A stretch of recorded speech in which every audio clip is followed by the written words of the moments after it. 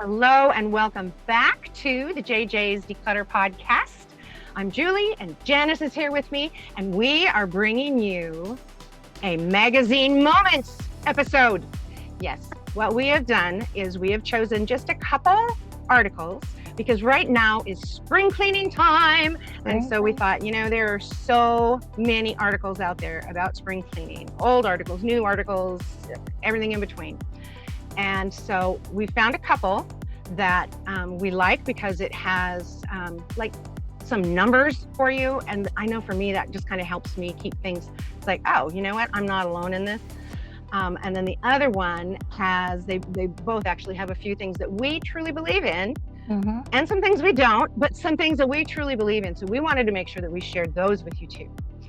And this first article is from Forbes of March 30th last year.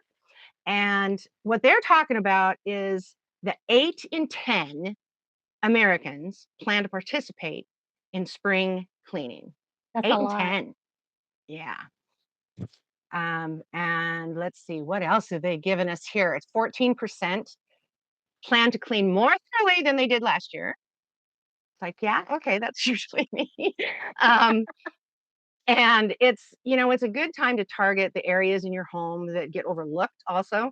It's floors, baseboards, things like that. In fact, the top areas that Americans plan to tackle includes the floors and the baseboards. It's 80% of people. Behind furniture, 76%. Storage areas like the garage and attic and basement, closet, shed, things like that is 75%, as are windows. So, what do you think, Janice? Should we I jump into spring cleaning? Yeah, let's go ahead and jump into spring cleaning. But, even though it's an annual tradition, they say that many Americans still struggle to start and finish the activity Yeah. because they did a poll and the survey said that 67% of people feel stressed or overwhelmed by the prospect of cleaning. Mhm. 81% struggle to stay motivated during spring cleaning, and 39% of men and 17% of women either procrastinate or skip spring cleaning altogether. I think I'm one of the one in the 17%, or I used to be one of the 17%. But people do feel that the spring cleaning is a good ritual. 60% believe that deep cleaning boosts their mood.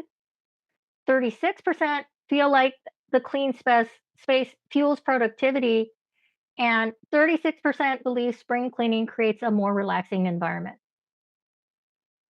So there's some numbers for you. I mean, Mhm. it's amazing to me um, how so many people plan to do this, and so many of us are just like overwhelmed by it. We're intimidated by it more than overwhelmed. It's just intimidating to think of spring cleaning, and you're thinking of every nook and cranny and all that, and you don't need to do that. So some of the little tips and things that they talk about here is using abrasive cleaning products. So it's one of the most common mistakes Mhm. that people have observed. So dish soap, either concentrated or diluted with water, is more than enough for most surfaces. If you want to remove odors or sanitize surfaces, then yeah, vinegar or rubbing alcohol can get that job done. Um, so you don't need a lot of these scrubby things. And I just saw some women conversing today back and forth online about how to clean her kitchen cupboards. And oh my goodness, all the people that were saying to use the um, magic eraser, and it's like you on a kitchen cupboard, you really most of the time you don't need it. It's just No, warm water and Dawn dish soap, man. So or anyway, or even spray water on a microfiber cloth first, and so right, you're taking off that first layer, and then reassess to see if you need a surfactant or something to get oily stuff off. And right. other thing too is that if you apply enough moisture to a surface, you should always dry it, especially wood. Oh yeah, Yeah, wood will just soak water in and swell, and that's not good. Then your cupboards won't close. Another tip that they're talking about is that you shouldn't mix up a whole bunch of cleaning substances like they do on TikTok, where you Mm. put 2 or 3 different things in, because by mixing every cleaning product under the sun, it you can damage things. You're wasting the cleaning products, and it can be hazardous because you shouldn't Very. be mixing ammonia and bleach because it causes a gas, and that can be dangerous and cause breathing problems. So don't mix cleaning products unless they're really mild, like baking soda or dish soap. So one of the other things they talk about, though, that I found fascinating was neutralizing cleaning products. So vinegar is a popular and effective laundry softener substitute, um, but it should not be mixed with the laundry detergent in the same cycle. So vinegar is acidic and detergent is alkaline. And so they neutralize each other. And so you only want to put your vinegar in during that final rinse. So my washer has, the rinse aid, and that's where I put the vinegar in. But you don't want to put your detergent in and the vinegar at the same time. And I found that very interesting because well, when towels get a little stinky because they were left too long in the washing machine because you forgot them, and you come back and it's like, oh, what's that smell? It's bacteria, by the way. But what you do is you kind of want to strip them. Well, the way I learned how to strip them is that I put vinegar in, no laundry detergent because they're already technically clean. It's just being like a petri dish. So you put vinegar in and you wash it a complete cycle. And then I was taught to put baking soda in and wash it a complete cycle, and then put it in the dryer or hang it outside. And it's amazing you're not mixing it with either detergent, and you're not mixing the vinegar and the baking soda. So I think that was probably part of the reason why I was taught to do it separately. Gotcha. Not sure, Gotcha. but I think that was That's why. wonderful.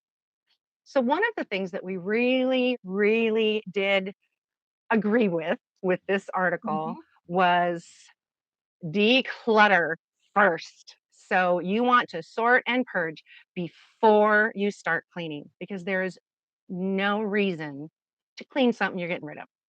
I mean, Yep.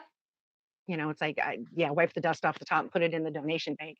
Um, but it really is, it's a slow start sometimes, and then you build up those decluttering muscles. We have a client that it was those first 4 or 5 months were really, really difficult for her to let go of things, and then all of a sudden, and now it is so much easier to clean her house because she was able to start letting go of things, and she's not having to work around and clean around these things anymore. Mhm. And so that is something that we do feel very strongly about is, oh, declutter first, then go to the cleaning. And on top of decluttering first, getting rid of the things that are obvious trash is always a good way to start your decluttering. Because if you can Mhm. go around and break down those boxes and get rid of those empty containers, you're immediately going to see the difference visually in your space. Right, right.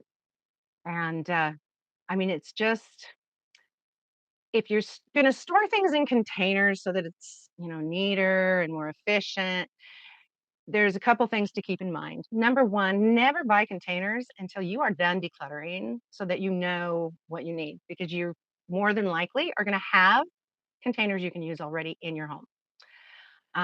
But you also want to make sure that you label them. If you can't see Yep. through them, make sure that you label them because otherwise you're not going to remember. In 6 months, it's like, I had that little thimble and I know it was in one of these boxes.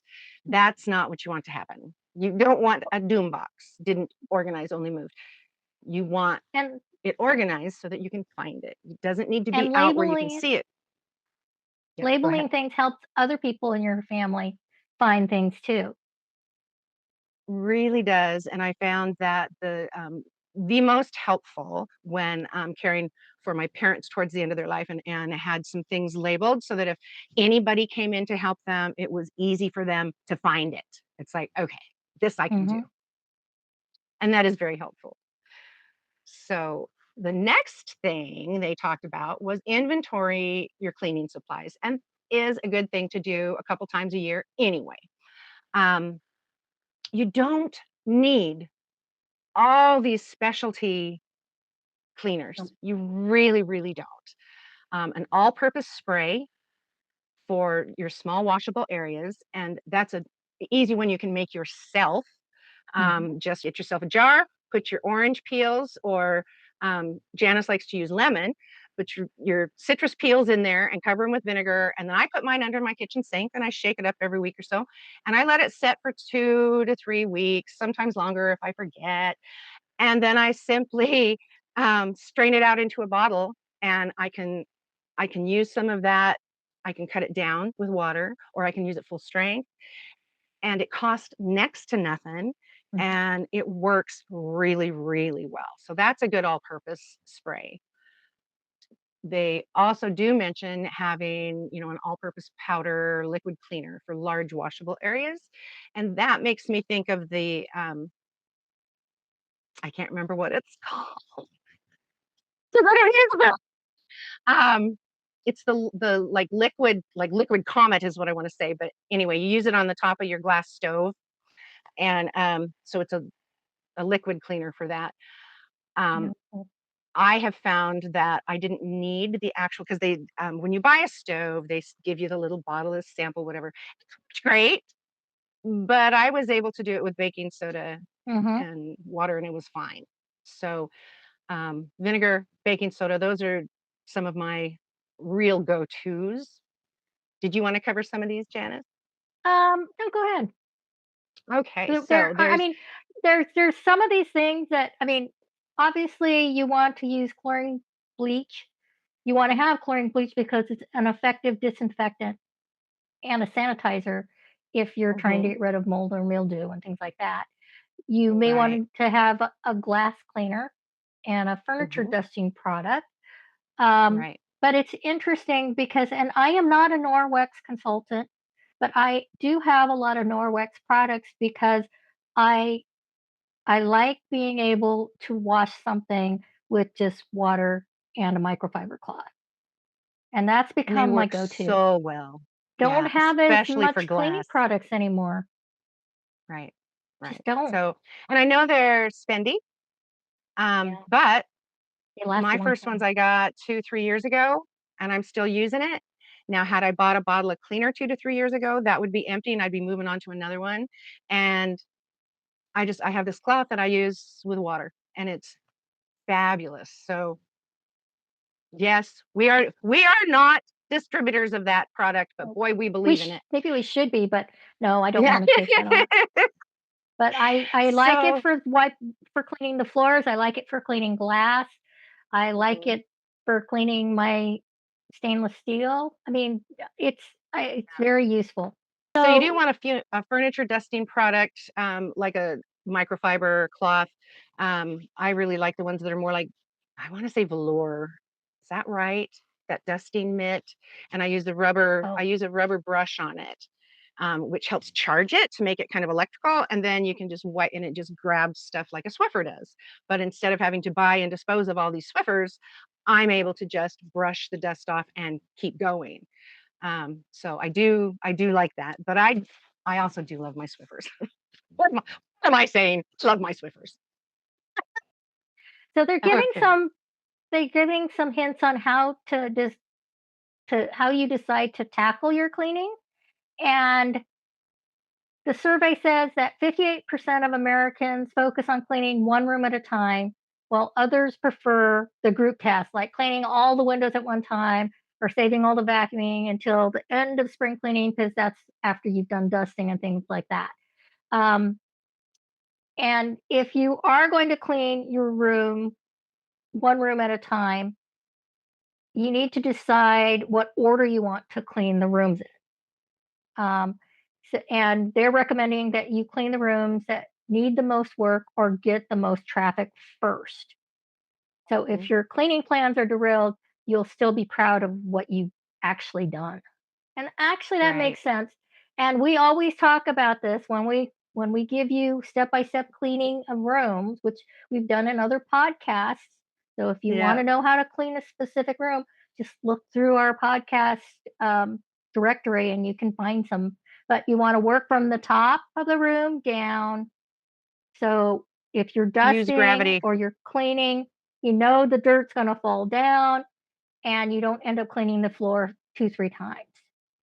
Right. So clean things like ceiling fan blades, walls, door frames, cabinets, then light switches, then desks and counters, and the baseboards and the floor you do last. And we always talk about start at the top and work your way down.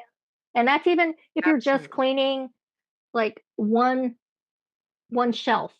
Start at the top, Right. dust those things, and then work your Boom. way down. That we're not you don't Right. have to be talking about a room.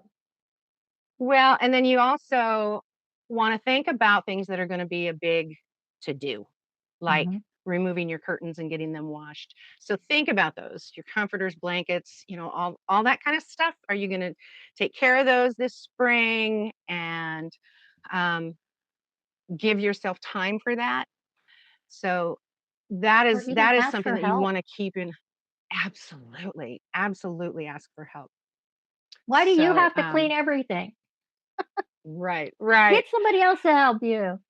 That's right. So it is really good to just ask for help. So the link to this, we're going to get down here a little further, but the link to this article is in our show notes beneath, and so you can pull it up and actually look at it too, because then it goes into trying to sell you things like vacuum cleaners and stuff. So the next article, real fast, is called "Spring Decluttering is Better Than Spring Cleaning," and it was off BecomingMinimalist.com by Joshua Becker. And Hmm. he talks about how he knows that spring cleaning is like a tradition and that everybody feels good doing it, but spring decluttering is better than spring cleaning is the one phrase he wants you to remember Right. because the benefits of decluttering extend far beyond springtime. It's easier to clean every week of every season, and owning less results in a home that is more calm and more peaceful every single day. Absolutely. And so let's look at a few examples. The living room. Um, so according to Josh, the living room, it was one of the first rooms that they decluttered on their minimizing journey. Now, we're not minimalists, we're just cleaning here, but this was the first one that they tackled, was the living room, including the decorations. Um, they had shelves and shelves, and they remember vividly removing these things that weren't important anymore. And that is something that makes a big to me. When you're going through your stuff, are they just not important anymore? Can somebody else use them? Would somebody else enjoy them? Um, so once you go through your things and downsize those and get those, set aside because they're going away, then dust. And all of Mhm. a sudden, it was easier to dust, went much faster, and now it looks great. And it was because decluttering happened first and it was able Yep. to happen quickly. Make quick decisions too. We do like to encourage quick decisions. He gives two other examples, and I'll hit on them one really fast. One was Okay. the toy room because he had young children, and they eventually decluttered many of the toys they didn't need because they had stopped using them or they were Mhm. broken. And everything that remained fit comfortably against one wall. And they found that fewer toys meant the entire room was easier to clean daily. And at the end of the day, when you put things away, it took less than a few minutes. Whereas, when you have 50 toys just strewn all around, I mean, believe me, I had two kids and they had so many toys. If you if it takes them longer than 5 minutes, they're not going to do it. You're going to end up doing it. So if you have fewer toys that they can put away, you can start building habits with them early as children. And then the other example is the closet. And he says that even though his family didn't begin their decluttering journey in the closet, that he eventually removed 75% of the clothes from his side of the closet. And just think of if you got rid of 75% of your clothes, how much space you would have in that closet. That's crazy. And the thing that And stuck out to me is I absolutely identify with I could get rid of 75% of my clothes and it would be fine. It's silly when I stop and think about it. But I also appreciated that he stayed in his own lane. So true. he removed 75% of the clothes from his side of the closet. And her side was her side to deal with. So that's really important too. When you're decluttering, you need to stay in your own lane and not get rid of things for other people unless they have told you you can. So the next part he has about, where to start, he's giving quick tips on to get you started. So start in your easiest spaces. So start with the easier wins like the living room, the bedroom, or the car. Don't try and declutter your attic, your sentimental collections, or your home office.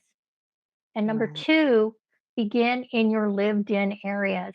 And I think I do agree with this because if you can get the areas that you live in every day and you see every day more streamlined, it's going to just make you immediately feel better. Because Yes. if you declutter your living room, you'll notice it's calm every time you sit down to watch TV.